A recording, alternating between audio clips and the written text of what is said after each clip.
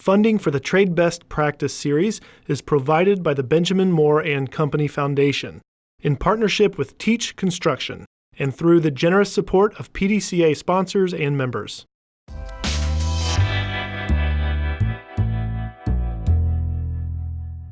Okay, we're almost ready to paint.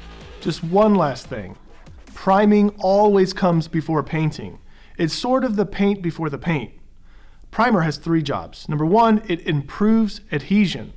Let's say the substrate, that's the surface you're painting, is slippery and paint normally won't stick very well to it. Using a primer means that the primer will stick to the substrate and the paint will stick to the primer. This is why raw wood is primed. Paint generally doesn't stick as well to raw wood without primer. Next job for primer, even out porosity. What's porosity? It's how easily something absorbs a liquid, say maybe paint. So my shirt is pretty porous, but my hand is not. Here's a repaint example. You've got a painted wall, not so porous, and you spackle a hole in the middle of the wall.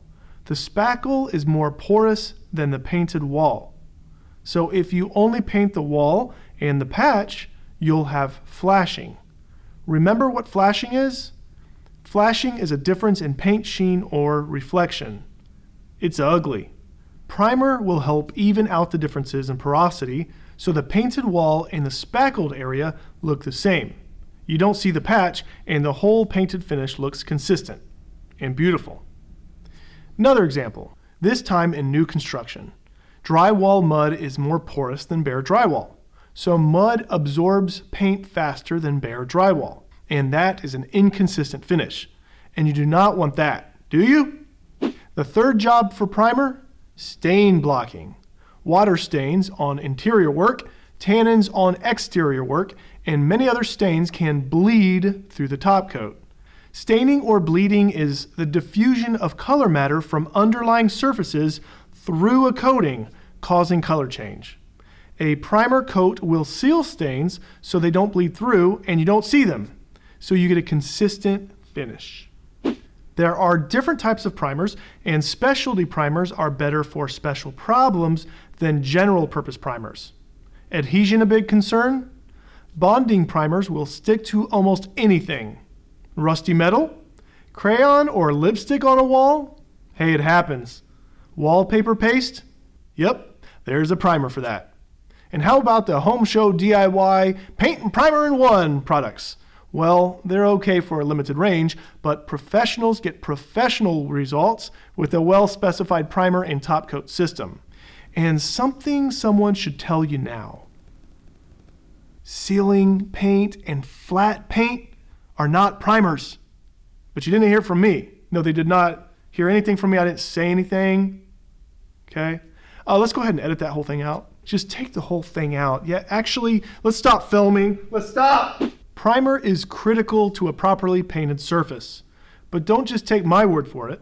This is on a spackle manufacturer's website. Spot prime patched areas, then prime the entire surface. Okay? They know that priming will make their product perform like it was designed. You'll want to put on a nice clean primer coat, so get everything out of the way. You just sanded, you spackled, you probably sanded again, so that sander and power cord, get it out of the way. And let's talk about power tools and their cords. Do not use a power tool that has a cut, worn, or damaged power cord. Dress for the job. Avoid loose clothing or jewelry that might get caught in a tool's moving parts. This stuff actually happens. Let's not take too much time contemplating that. Be aware of the people around you and make sure they stay clear of the tools you are using. Do not carry equipment or tools by the cord. Come on. You know better. Turn the tool off before plugging or unplugging it. And don't yank on the cord to unplug. That's very caveman. Pull the plug to unplug. Take care of your tools. Okay, it's prime time. Prime time, like, because we're priming. Get it? Prime time. Go. Anyway, to the field.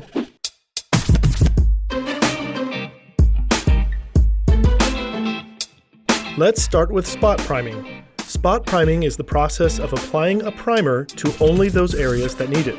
On this exterior, smaller areas are spot primed with a brush, and then a roller is used to cover a larger area. When using a sprayer on some interior jobs, you'll want to make sure you have plenty of PPE, personal protective equipment. A spray suit might seem like something from a sci-fi movie, but it protects you and makes personal cleanup much easier. The same goes for gloves. Wearing a respirator will ensure you're fully protected. Sometimes spraying primer will be all you need to do. But depending on the primer type, there will be times when you will need to roll behind or back roll to ensure a better finish.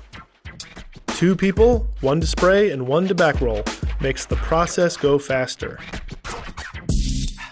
When priming trim, especially in new construction, you might have to prime a lot at once. This is another example of where a sprayer comes in handy. After coating both sides, you can allow them to hang dry before they are installed and ready for brushwork. On a commercial site, you'll have a lot of area to cover. So some areas are best sprayed and some are best rolled, depending. It's very common to have one person spraying while the other person rolls.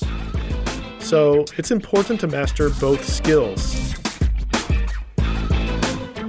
So Anthony, tell me, when do you spray primer and when do you roll primer? Typically we spray primer when we don't have things to worry about, such as the wind, because the paint will carry, and so will the primer. But most of the time we'll try to roll prime. But in the event that we do spray prime, we have to back brush it just so it'll cause the paint to adhere a little bit better. So what are the top 2 situations that you'd use oil primer for? One would be bare wood. The second would probably be water damaged areas. You may also want to use it on wrought iron and things of that nature.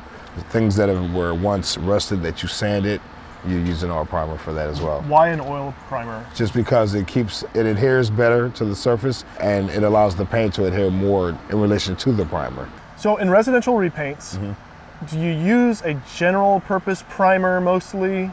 Yes, typically latex primers, because they're easy to clean up. They're going a lot smoother and they dry a lot faster than oil primers do. Trade best practices. Opening paint cans. Opening and closing a paint can is pretty straightforward, but there is a right way to do it. It's a best practice to use a 5-in-1 or dedicated paint can opener. A screwdriver? Key? Quarter? Well, those are not the right tools for this job. Pry the lid evenly at 5 evenly spaced points. Once the lid is nice and loose, you just lift it up. Resealing a can is easy too. Just press down firmly with both thumbs at 5 evenly spaced points. You'll feel the lid seat in the gutter of the can. Yes, you can use a rubber mallet, but a steel hammer can easily damage the lid. Some people, amateurs, will use the heel of their 5-in-1. Bad option. Don't do that. Pouring paint. Once you have a receptacle ready, you can begin pouring your product into it. A sure and steady hand is best. Tip the can and pour confidently. Remember, you're pouring paint, not dumping or dribbling. Wipe the gutter with a brush to clean up any drips. If the can will be sealed and reopened, it's best to clean the gutter first. Rolling primer. When you're rolling primer, it's important to remember that primer is not paint. It doesn't hide like paint, it doesn't perform like paint. On the other hand, primer should be applied just like paint. You want even coverage using good, solid rolling technique. More on that later. It's important to remember that primer is the foundation for the top coat. If you've got bumps or flaws in the primer coat, they will telegraph through to the top coat. Flashing. Flashing is when light reflects off a freshly painted surface and certain areas reflect the light, creating a flashing-like effect. This is an example of flashing. It came from improper application of drywall mud and not using a good primer on the surface before painting.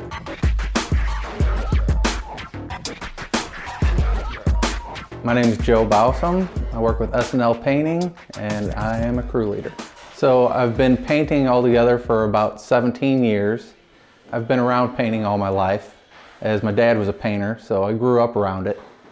Pretty much say I've had a paintbrush in my hand since I was a baby. Growing up, I always knew I would be in the construction industry, and I chose painting because there's instant gratification. Where some trades come in and see a part of the job, we're always there at the end. We get to see the finished results. Here at SNL, I've had an opportunity to grow and taken on more responsibility as a lead painter and now as a crew leader. As a lead painter, you're in charge of your job and the painters that are with you. Once you move up to being a crew leader, you oversee other people's jobs as well. So I have a couple of jobs that I go and check on after the job is finished. Next up, brushing. Like prime time. Prime time, where you are so going to put crickets in this, I know, in editing, aren't you? Take it out. Cut it. No, I'm serious.